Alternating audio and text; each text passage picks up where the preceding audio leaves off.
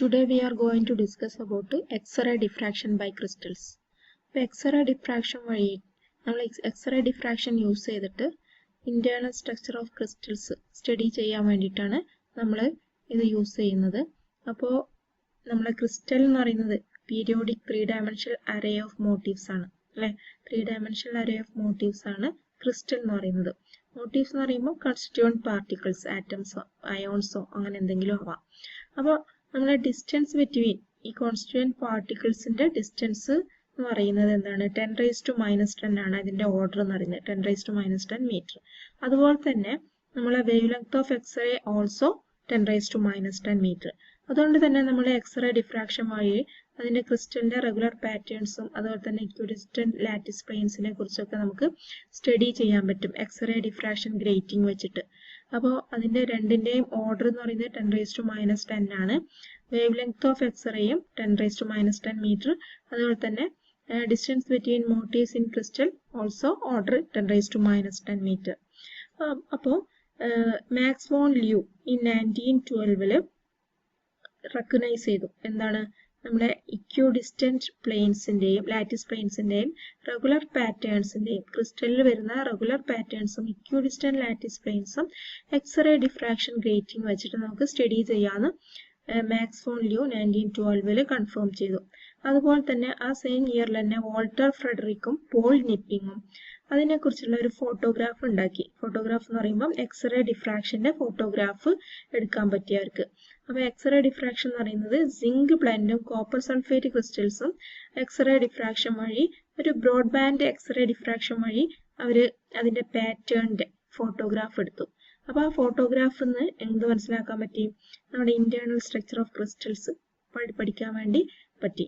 അപ്പോൾ അതില് WL Bragg and WH Bragg, അത് ഫാദർ ആൻഡ് സൺ ആണ്. WH Bragg and WL Bragg 1913 powerful method for studying the internal structure of crystals using monochromatic X-rays. അവർ കണ്ടെത്തിയ എന്താണ്? ഒരു 3-dimensional X-ray grating അവർ ചെയ്തു നോക്കി. അപ്പോൾ അവർക്ക് കാണാൻ പറ്റി ഇതൊരു പവർഫുൾ മെത്തേഡ് ആണ് internal structure of crystals using monochromatic X-rays. Monochromatic X-rays വെച്ചിട്ട് ഡിഫ്രാക്ഷൻ നടത്തിയിട്ട് ക്രിസ്റ്റൽസിന്റെ ഇന്റേണൽ സ്ട്രക്ചർ നമുക്ക് പെട്ടെന്ന് പഠിക്കാൻ പറ്റുമെന്ന് അവര് മനസ്സിലാക്കി. അപ്പോൾ അതിൽ അവർക്ക് നോബൽ പ്രൈസ് 1915 അവർക്ക് അതിനു വേണ്ടിയിട്ടുള്ള നോബൽ പ്രൈസും കിട്ടിയിട്ടുണ്ട്. അപ്പോൾ നമ്മുടെ ബ്രാഗ്സ്, ഈ രണ്ട് ബ്രാഗ്സ് WH Bragg and W Bragg, അവര് ഈ എക്സ്റേ ഡിഫ്രാക്ഷന് വേണ്ടിയിട്ടുള്ള ഒരു ഇക്വേഷൻ അവർ ചെയ്തു. ആ ഇക്വേഷൻ പ്രപ്പോസ് ചെയ്തു. ആ ഇക്വേഷനെ പറയുന്ന പേരാണ് ബ്രാഗ്സ് ഇക്വേഷൻ അല്ലെങ്കിൽ ബ്രാഗ്സ് ലോ. അപ്പോൾ എക്സ്റേ ഡിഫ്രാക്ഷൻ നമ്മളെ ക്രിസ്റ്റൽസിലുള്ള മോട്ടീവ്സിന്റെ അറേഞ്ച്മെന്റിനനുസരിച്ച് എക്സ്റേ ഡിഫ്രാക്ഷൻ നടത്തി നമ്മളെ പാരലൽ ആൻഡ് ഇക്വിഡിസ്റ്റൻസ് പ്ലെയിൻസ്, ക്രിസ്റ്റലിലുള്ള പാരലൽ ആൻഡ് ഇക്വിഡിസ്റ്റൻസ് പ്ലെയിൻസിന്റെ ഇടയിൽ വരുന്ന എക്സ്റേ ഡിഫ്രാക്ഷൻ എങ്ങനെയാണെന്ന് കണ്ടെത്താൻ വേണ്ടിയിട്ടാണ് നമ്മൾ ബ്രാഗ്സ് ഇക്വേഷൻ അല്ലെങ്കിൽ ബ്രാഗ്സ് ലോ അവരെ പ്രപ്പോസ് ചെയ്തത്. ആ ബ്രാഗ് ഇക്വേഷൻ ആണെന്ത്? λ = 2D sin θ. അപ്പോൾ ക്രിസ്റ്റൽ എന്ന് പറയുന്നത് periodic 3-dimensional array of motifs ആണ്. അതിൽ 3D ഗ്രേറ്റിംഗ് നടത്തിയ WH ബ്രാഗ് ആണ്. അവർ ഡെവലപ്പ് ചെയ്ത ഒരു powerful method for studying the internal structure of crystal using monochromatic X ray diffraction വഴി അവർ internal structure of crystals study ചെയ്യാൻ പറ്റി. അപ്പോൾ എന്താണ് ബ്രാഗ്സ് ഇക്വേഷൻ, എങ്ങനെയാണ് കണ്ടെത്തിയതെന്ന് നോക്കാം. ഇവിടെ ഒരു എക്സ്റേ ഡിഫ്രാക്ഷൻ ഓഫ് ക്രിസ്റ്റൽസ് ആണ് നമ്മളിവിടെ കണ്ടത്. അവിടെ എക്സ്റേ റിഫ്ലക്ഷൻ ആണ് നമ്മൾ ഈ പിക്ചറിൽ കാണുന്നത്. അപ്പോൾ ഇവിടെ നോക്കാം. ഫസ്റ്റ് PQ അല്ലെ, PQ ആൻഡ് RN ഇത് റിഫ്ലക്ട് ചെയ്ത് പോവാണ്. ഫസ്റ്റ് എക്സ്റേ ആണ് വരുന്നത്. ഇവിടെ ABC എന്ന് പറയുന്നത് എന്താണ്? നമ്മുടെ ക്രിസ്റ്റൽ പാരലൽ പ്ലെയിൻസ് ആണ് അല്ലെ, ക്രിസ്റ്റലിൽ വരുന്ന പാരലൽ പ്ലെയിൻസ് ആണ് ABC എന്ന് പറയുന്നത്. അതില് നമ്മൾ ഐഡന്റിറ്റിക്കൽ പാരലൽ ലാറ്റിസ് പ്ലെയിൻസ് ആണ് ABC പറയുന്നത്, ക്രിസ്റ്റൽ പ്ലെയിൻസ്. അതിലേക്ക് അവ തമ്മിലുള്ള ഡിസ്റ്റൻസ് എന്ന് പറയുന്നത് D ആണ് അല്ലെ, അവ തമ്മിലുള്ള ഡിസ്റ്റൻസ് ആണ് D. അതിലേക്ക് നമ്മൾ മോണോക്രോമാറ്റിക് എക്സ്റേ ബീം, അതിന്റെ വേവ് ലെങ്ത് പറയുന്നത് λ ആണ്. അത് ഇതിലേക്ക് റിഫ്ലക്ട് ചെയ്യും. അതിന്റെ ഇൻസിഡന്റ് ആംഗിൾ ആണ് തീറ്റ എന്ന് പറയുന്നത്. Glancing angle or incident angle ആണ് നമ്മൾ തീറ്റ എന്ന് പറയുന്നത്. അതിൽ സം ഓഫ് ദി റേസ് എന്ന് പറയുന്നത് ഫസ്റ്റ് പ്ലെയിനിൽ വന്നിട്ട് തന്നെ റിഫ്ലക്ട് ചെയ്ത് പോകും. ഇനി അടുത്ത എക്സ്റേ എന്ന് പറയുന്നത് എന്താണ്? രണ്ടാമത്തെ എക്സ്റേ വന്നത് രണ്ടാമത്തേത് ഉള്ളിലേക്ക് പെൻട്രേറ്റ് ചെയ്തിട്ട് പോയിട്ട് രണ്ടാമത്തെ പ്ലെയിനിൽ വെച്ചിട്ടാണ് അവിടെ റിഫ്ലക്ഷൻ സംഭവിക്കുന്നത്. അപ്പോൾ നമ്മൾ ഇവിടെ രണ്ട് പാരലൽ പാത്ത് നോക്കാം. PQR എന്ന് പറയുന്ന പാരലൽ പാത്ത് വരുന്നുണ്ട്. അതുപോലെ തന്നെ LMN എന്ന് പറയുന്ന രണ്ട് പാരലൽ പാത്തുകളാണ് നമ്മൾ പറയുന്നത്. പാരലൽ റേസിന്റെ പാത്താണ് നമ്മളിവിടെ കാണിച്ചത്. ഇതിൽ നോക്കാം, ഇതിൽ SM എന്ന് പറയുന്നത് എന്താണ്? QM സൈൻ തീറ്റ ആണ്. SM എന്ന് പറയുന്നത് SM, ഇതെന്ന് പറയുന്നത് QM സൈൻ തീറ്റ ആണ് അല്ലെ? QM സൈൻ തീറ്റ. ദെൻ TM എന്ന് പറയുന്നത് QM സൈൻ തീറ്റ ആണ് അല്ലെ? TM എന്ന് പറയുന്നത് QM സൈൻ തീറ്റ. അപ്പൊ ഈ QM എന്ന് പറയുന്നത് നമുക്കറിയാം ഇത് D ആണെന്ന് അല്ലെ? നമ്മളെ ഡിസ്റ്റൻസ് ആണ്, രണ്ട് പ്ലെയിനുകൾ തമ്മിലുള്ള ഡിസ്റ്റൻസ് ആണ് D എന്ന് പറയുന്നത്. അപ്പൊ നമുക്ക് QM sine theta is equal to D sine theta. അപ്പോൾ QM സൈൻ തീറ്റ എന്ന് പറയുന്നത് എന്താണ്? D സൈൻ തീറ്റയാണ്. അതുപോലെ തന്നെ TM എന്ന് പറയുന്നത് QM സൈൻ തീറ്റ, അത് D സൈൻ തീറ്റയാണ്. ഓക്കെ, അപ്പോൾ ഈ രണ്ട് D സൈൻ തീറ്റ, അതിന്റെ path difference between the race, രണ്ട് റേസ് തമ്മിലുള്ള പാത്ത് ഡിഫറൻസ് എന്ന് പറയുന്നത് SM പ്ലസ് TM ആണ്.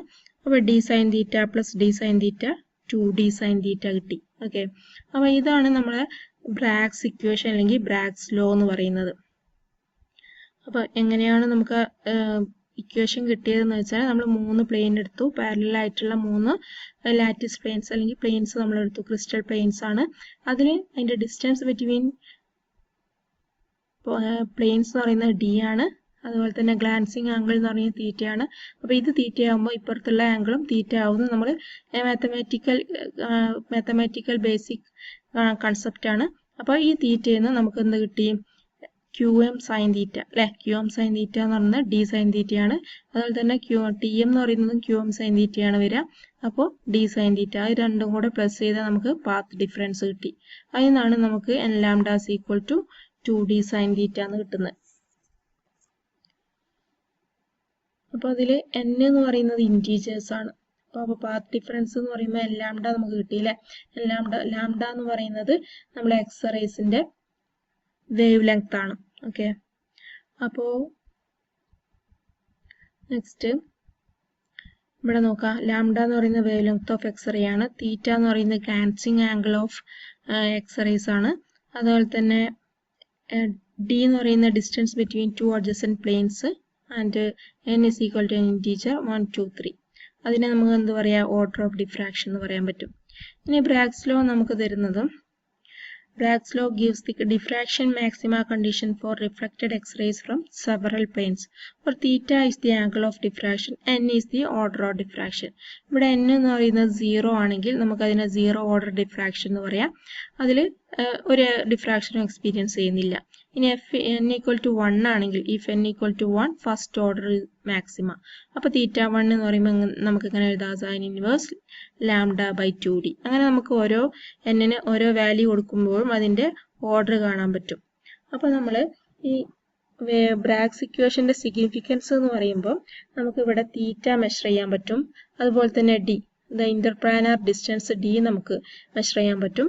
അതുപോലെ തന്നെ നമ്മളെ യൂണിറ്റ് സെല്ലിന്റെ എഡ്ജ് ലെങ്ത് a എന്ന് പറയുന്നത് നമുക്കറിയാം, DHKL is equal to a divided by root of h square plus k square plus l square എന്ന് നേരത്തെ പഠിച്ച ഇക്വേഷൻ ആണ്. അപ്പോൾ DHKL നമുക്ക് a എന്നുള്ള യൂണിറ്റ് സെല്ലിന്റെ എഡ്ജ് നമുക്ക് ഇവിടെ കാൽക്കുലേറ്റ് ചെയ്യാൻ പറ്റും. അതുപോലെ തന്നെ നമ്മളെ ബ്രാഗ്സ് ഇക്വേഷൻ വെച്ചിട്ട് ലാംഡയുടെ വാല്യൂ കാണാൻ പറ്റും. നമുക്ക് തീറ്റയും എന്നും ഉണ്ടെങ്കിൽ നമുക്ക് തീറ്റ എൻ ആൻഡ് ഡി അത് 3 വാല്യൂസ് ഉണ്ടെങ്കിൽ നമുക്ക് ലാംഡേന്റെ വാല്യൂ കാണാൻ പറ്റും. അതുപോലെ തന്നെ നമുക്ക് തീറ്റയുടെ വാല്യൂവും കാണാൻ പറ്റും, sign inverse lambda by 2d. അപ്പോൾ ഇവിടെ തീറ്റ 1 തീറ്റ 2 എന്ന് പറഞ്ഞാൽ നമ്മൾ അതിന്റെ ഓർഡർ ഓഫ് മാക്സിമ വെച്ചിട്ട് theta 1 is equal to sine inverse lambda by 2d. അങ്ങനെ നമുക്ക് 4 ഫാക്ടേഴ്സ് നമുക്ക് ഇവിടെ കാൽക്കുലേറ്റ് ചെയ്യാൻ പറ്റും. അപ്പോൾ ബ്രാഗ്സ് ഇക്വേഷന്റെ സിഗ്നിഫിക്കൻസ് ആണ് ഇത്രയും. ഓക്കെ.